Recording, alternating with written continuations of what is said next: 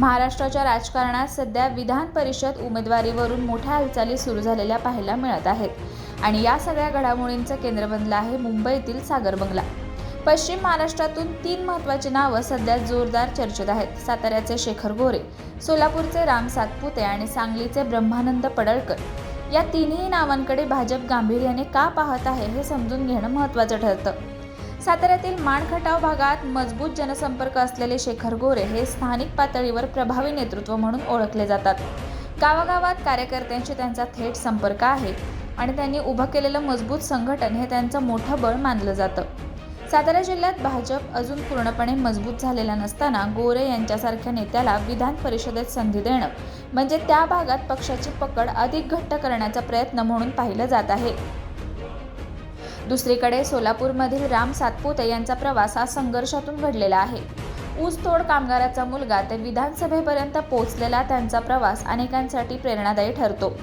आक्रमक शैली, प्रभावी वक्तृत्व आणि तरुणांमध्ये असलेली लोकप्रियता यामुळे सातपुते हे भाजपसाठी महत्त्वाचा चेहरा बनले आहेत। विशेषतः ओबीसी आणि कामगार वर्गात आपली पकड वाढवण्यासाठी पक्ष त्यांच्या नावाकडे सकारात्मकतेने पाहत असल्याचं मानलं जात आहे। सांगलीतील ब्रह्मानंद पडळकर यांचं नाव मात्र वेगळ्या कारणासाठी चर्चेत आहे। ते नेहमी प्रकाशझोतात नसले तरी पडद्यामागून राजकीय रणनीती आखण्यात त्यांचा हातखंडा आहे।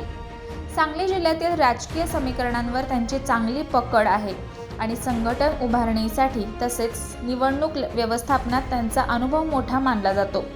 त्यामुळे पक्षाला केवळ लोकप्रिय नेता नाही तर मजबूत नियोजन करणारा रणनीतिकारही हवा असल्यास पडळकर यांचं नाव पुढे येणं स्वाभाविक मानलं जातं। या तीनही नावांवर चर्चा रंगते आहे ती सागर बंगल्यावर, जो मुख्यमंत्री निवासस्थान म्हणून ओळखला जातो। इथे होणाऱ्या बैठका या केवळ औपचारिक नसतात तर अनेक महत्त्वाचे राजकीय निर्णय याच ठिकाणी घेतले जातात। त्यामुळे या ठिकाणी जर या तिन्ही नावांची चर्चा होत असेल तर त्यांच्या उमेदवारीची शक्यता नक्कीच मजबूत असल्याचे संकेत मिळतात। एकूणच पाहिलं तर भाजपची रणनीती स्पष्ट दिसते।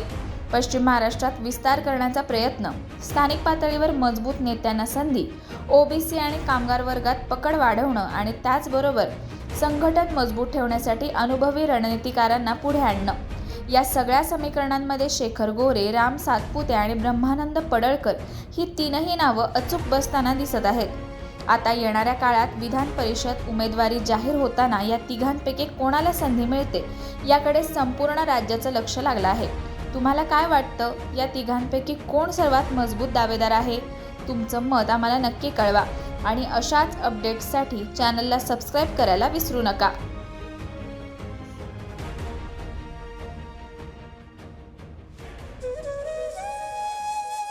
अशाच नवनवीन अपडेट्ससाठी आमच्या खबर गावाकडची या चॅनेलला सबस्क्राईब करा, आमचे व्हिडिओ लाईक करा आणि शेअर करा। धन्यवाद।